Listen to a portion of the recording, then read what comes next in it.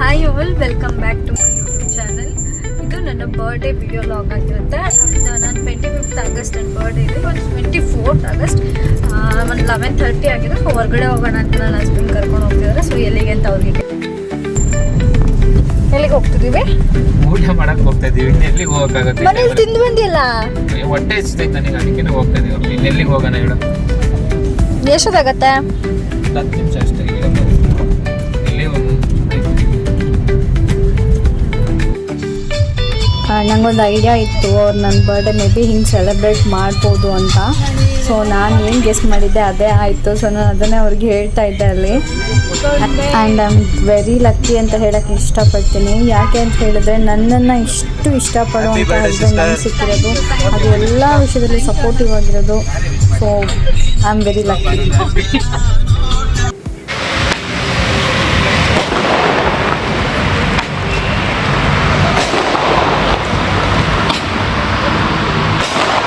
And ಈ celebrations ಎಲ್ಲ ಅವರು 24th ನೈಟ್ ನನಗೋಸ್ಕರ ಮಾಡಿದ್ದು.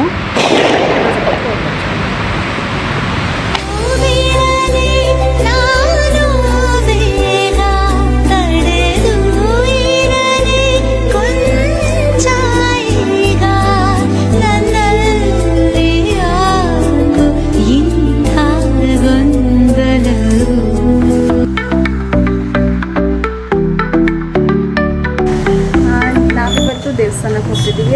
ಹಾಗೆ ನಾನು ಅಮ್ಮಂಗೆ ಬಾಗಿನ ಕೊಟ್ಟಿರಲಿಲ್ಲ. ಆಶೀರ್ವಾದ ಕೊಡಬೇಕು ಅಂತ ತುಂಬ ಅಂದ್ಕೊಂಡಿದ್ದೆ, ಬಟ್ ಟೈಮ್ ಆಗಿರಲಿಲ್ಲ. ಆ್ಯಂಡ್ ತುಂಬಾ ರಶ್ ಇತ್ತು ಆಶೀರ್ವಾದಲ್ಲಿ. ಸೊ ನಾನು ಆ ದೇವರಿಗೆ ಹೇಗೆ ಕನೆಕ್ಟ್ ಆಗಿದ್ದೀನಿ ಏನು ಅಂತ ನಾನು ಈ ವಿಡಿಯೋದಲ್ಲಿ ಹೇಳ್ತೀನಿ. ಹಾಗೆ ಇದು ನನ್ನ ಬರ್ಡೇ ಲಾಗ್ ಆಗಿರುತ್ತೆ. ಸೊ ಹೋಗ್ತಾ ನನ್ನ ದಾರಿಗೆ ಹೇಳ್ತೀನಿ ನನಗೆ ಆ ದೇವರಿಗೆ ಹೆಂಗೆ ಕನೆಕ್ಷನ್ ಆಯಿತು, ಸೊ ಏನು ಇಂಪಾರ್ಟೆಂಟು ನನಗೆ, ನಾನು ಯಾಕೆ ಅದು ದೇವ್ರನ್ನ ನಾನಾಗಿರ್ಬೋದು, ನನ್ನ ಹಸ್ಬೆಂಡ್ ಆಗಿರ್ಬೋದು ಯಾಕಷ್ಟು ನಂಬ್ತೀನಿ ಅಂತ. So let's go. ಆ್ಯಕ್ಚುಲಿ ಇಲ್ಲಿ ಅವ್ರು ನನಗೆ ರೋಸ್ ಕೊಟ್ಟು ವಿಶ್ ಮಾಡ್ತೀನಿ ಅಂತ ಮಾರ್ನಿಂಗ್ ಮಾಡ್ತಾರೋ ವಿಡಿಯೋ ಇದು. ವಿಡಿಯೋ ಕ್ಯಾಪ್ಚರ್ ಆಗಿಲ್ಲ ಪಾಪ, ರೋಸ್ ಕೊಟ್ಟಿದ್ದು. ಸೊ ಟೆಂಪಲ್ ಕಡೆ ಹೋದ್ವಿ.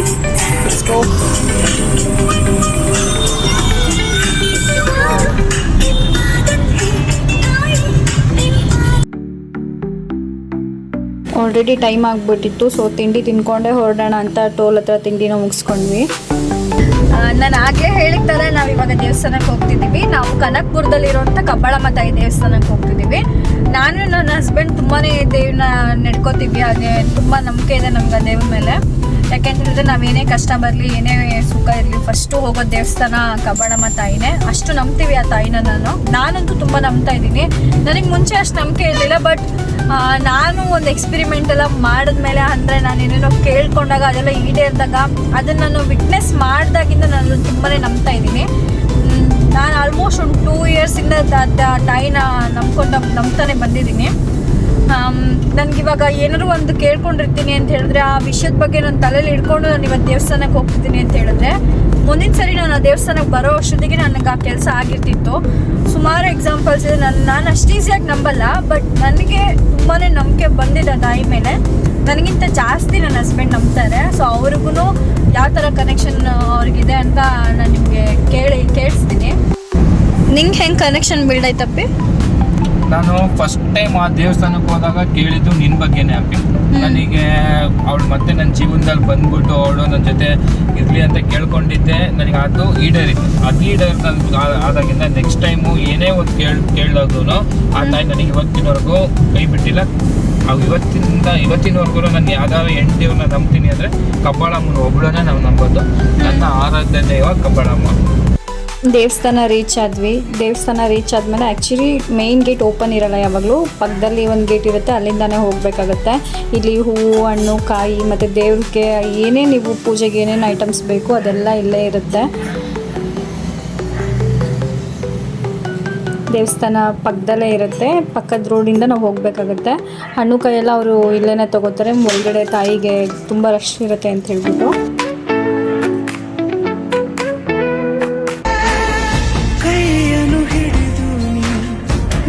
ಸ್ಯಾಟಿಸ್ಫೈಯಿಂಗ್ ಮೂಮೆಂಟ್ ಅಂತ ಹೇಳ್ಬೋದು. ದೇವ್ರನ್ನ ನೋಡಿದ ತಕ್ಷಣ ಆಗೋ ಒಂದು ಸಮಾಧಾನ ಇದೆಯಲ್ಲ, ನೆಕ್ಸ್ಟ್ ಲೆವೆಲ್ ಅದು.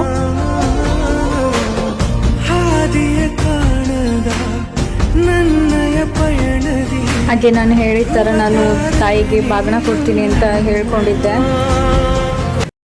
ಪೂಜೆ ಎಲ್ಲ ಮುಗಿಸ್ಕೊಂಡು ನಾವು ಹೊರಟ್ವಿ. ಆ್ಯಂಡ್ ನಾನು ನನ್ನ ಪ್ರತಿ ವರ್ಷ ಬರ್ತಡೇಗೂ ನನ್ನ ಕೈಯಲ್ಲಾಗಿದ್ದನ್ನು 4 ಜನಕ್ಕೆ ಅನ್ನ ಅಂತನೋ ಅಥವಾ ಹಣ್ಣು ಅಥವಾ ಯಾವುದಾದ್ರು ರೀತಿಲಿ ನಾನು ಹೆಲ್ಪ್ ಮಾಡೋ ಮೈಂಡ್ಸೆಟ್ ನಂದು. ಸೊ ಯಾವಾಗ ನಾನು ದುಡಿಯೋಕ್ಕೆ ಸ್ಟಾರ್ಟ್ ಮಾಡಿದೆ ಆವಾಗಿಂದನೂ ನಾನು ಇದನ್ನು ಫಾಲೋ ಮಾಡ್ಕೊಂಡು ಬರ್ತಾಯಿದ್ದೀನಿ. ಹಾಗೆ ದೇವಸ್ಥಾನದ ಹೊರಗಡೆ ಬರುವಾಗ ಇಲ್ಲಿ ತುಂಬ ಜನ ಕೂತಿದ್ರು. ಸೊ ಎಲ್ಲೋ ಹೋಗಿ ಕೊಡೋದಕ್ಕಿಂತ ಇಲ್ಲಿರೋರಿಗೆ ಕೊಟ್ಟರೆ ನನಗೂ ಮನಸ್ಸಿಗೆ ಸಮಾಧಾನ ಅನಿಸುತ್ತೆ, ಅವ್ರಿಗೂ ನೀಡಿರೋರ್ಗೂ ಹೆಲ್ಪ್ ಆಗುತ್ತೆ ಅಂತ ಅನಿಸ್ತು. ಸೊ ನಾನು ಪ್ರತಿ ವರ್ಷ ನಾನು ಫಾಲೋ ಮಾಡ್ಕೊಂಡು ಬರ್ತಾಯಿದ್ದೀನಿ ಇದನ್ನು. ಏನೋ ಅವರಿಗೆ ಕೊಟ್ಟಾಗ ನಮ್ಮ ಮನಸ್ಸಲ್ಲಾಗೋ ಒಂದು ತೃಪ್ತಿ ಆ್ಯಂಡ್ ಅವರಿಗಾಗುವಂಥ ಒಂದು ಖುಷಿ, ಅವರ ಹಾರೈಸ್ತಾರಲ್ಲ ಅದು ನೋಡಿದಾಗ ಹೆವಿ ಫೀಲಿಂಗ್ ಅನಿಸುತ್ತೆ.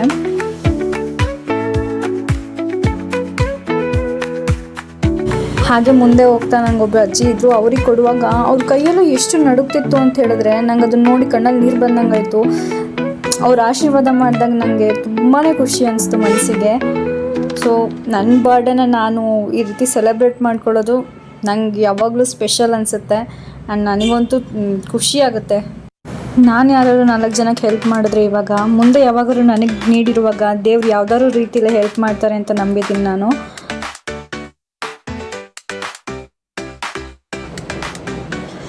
ಇಲ್ಲಿ ಗೋಪುರದ ಹಿಂದೆ ಕಾಣಿಸ್ತಾ ಇದೆಯಲ್ಲ ಒಂದು ಬೆಟ್ಟ, ಆ್ಯಕ್ಚುಲಿ ಕಬ್ಬಾಳಮ್ಮ ನಿಜವಾಗ್ಲೂ ನೆಲೆಸಿರೋದು ಅಲ್ಲಿ ಅಂತ ಹೇಳ್ತಾರೆ. ಬಟ್ ಭಕ್ತಾದಿಗಳಿಗೆ ಕಷ್ಟ ಆಗುತ್ತೆ ಅಂಥೇಳಿ ದೇವಸ್ಥಾನನ ಕೆಳಗೆ ಮಾಡಿರೋದು.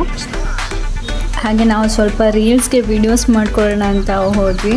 ಸೊ ಅಲ್ಲಂತೂ ಹೆವಿ ಫನ್ನಿ ಆಗಿತ್ತು ಅಂತ ಹೇಳ್ಬೋದು. ಎಲ್ಲ ಬ್ಲೂಪರ್ಸ್ನ ಹಾಕಿದ್ದೀನಿ ನಾನಿಲ್ಲಿ.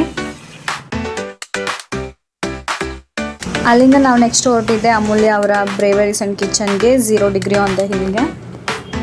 ನಾವಿಲ್ಲಿ ಬಂದಾಗ ಅರೌಂಡ್ 5:36 ಆಗಿತ್ತು. ಸೊ ಮಾರ್ನಿಂಗ್ ವ್ಯೂನೂ ಸಿಗುತ್ತೆ, ಅಂದರೆ ಬೆಳಕಾಗಿದ್ದಾಗ ವ್ಯೂ ಹೆಂಗಿರುತ್ತೆ ಅಂತಲೂ ಸಿಗುತ್ತೆ ಅಂತ ಸ್ವಲ್ಪ ಬೇಗನೆ ಬಂದ್ವಿ. ಆ್ಯಂಡ್ ನನಗೆ ಅವ್ರ ಜೊತೆ ಟೈಮ್ ಸ್ಪೆಂಡ್ ಮಾಡೋದಂದರೆ ತುಂಬಾ ಇಷ್ಟ. ನಾನು ಯಾವಾಗಲೂ ಖುಷಿಯಾಗಿರಬೇಕು, ಮೂಮೆಂಟ್ನ ಎಂಜಾಯ್ ಮಾಡಬೇಕು ಅಂತ ಅವ್ರು ಕಾಮಿಡಿ ಮಾಡ್ತಾ ನನ್ನನ್ನು ಹ್ಯಾಪಿಯಾಗಿಡೋದಕ್ಕೆ ಟ್ರೈ ಮಾಡ್ತಾರೆ. ಆ್ಯಂಡ್ ರಿಲೇಷನ್ಶಿಪ್ಪಲ್ಲಿ ಇದು ತುಂಬಾ ಇಂಪಾರ್ಟೆಂಟ್ ಆಗುತ್ತೆ. ಸೊ ಎಫರ್ಟ್ಸ್ ತುಂಬ ಮುಖ್ಯ ಅಂತ ನಾನು ಹೇಳೋಕ್ಕೆ ಇಷ್ಟಪಡ್ತೀನಿ.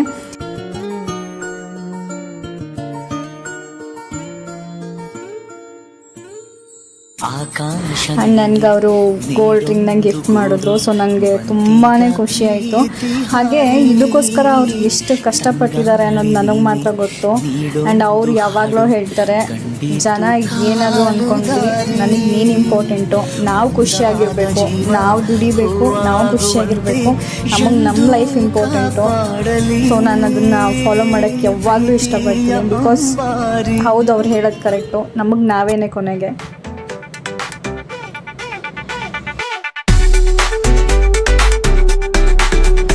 ಆ್ಯಕ್ಚುಲಿ ಆ್ಯಂಬಿಯನ್ಸು ನೈಟ್ ಲೈಟ್ ಎಫೆಕ್ಟಿಗೆ ತುಂಬಾ ಚೆನ್ನಾಗಿತ್ತು. ಮಾರ್ನಿಂಗ್ ಕೂಡ ಚೆನ್ನಾಗಿ ಅನಿಸ್ತಿತ್ತು, ಮೀನ್ಸ್ ಬೆಳಕಿದ್ದಾಗ್ಲೂ ಚೆನ್ನಾಗಿತ್ತು. ನನಗೆ ಲೈಟಿಂಗ್ಸ್ ಆಗಿರ್ಬೋದು, ಆ್ಯಂಬಿಯನ್ಸ್ ಆಗಿರ್ಬೋದು ತುಂಬಾ ಇಷ್ಟ ಆಯಿತು. ಹಾಗೆ ನಾನು ರೀಲ್ಸಲ್ಲಿ ಹೀಗೆ ನೋಡುವಾಗ ಲಾಗರ್ಸೇ ಅನಿಸುತ್ತೆ ಫುಡ್ ಚೆನ್ನಾಗಿಲ್ಲ ಅಂತೆಲ್ಲ ಹೇಳಿದರು. ಬಟ್ ವರ್ತ್ ಆಫ್ ಮನಿ ಅಂತ ಹೇಳೋಕ್ಕೆ ಇಷ್ಟಪಡ್ತೀನಿ. ನಾವೊಂದು ಸ್ವಲ್ಪ ಫೋಟೋಸ್ ಎಲ್ಲ ಹಾಗೆ ತೊಗೊಂಡ್ವಿ.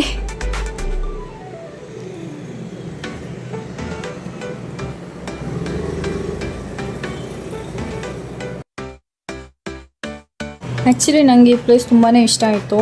ಆ್ಯಂಡ್ ಅವರು ಯಾವ ಥೀಮಲ್ಲಿ ಇದನ್ನು ಮಾಡಿದ್ದಾರೆ ಅದೆಲ್ಲ ನನಗೆ ಸಖತ್ ಇಂಪ್ರೆಸಿವ್ ಅನಿಸ್ತು. ಯುನಿಕ್ ಆಗಿದೆ ಆ್ಯಂಡ್ ತುಂಬಾ ಚೆನ್ನಾಗಿದೆ.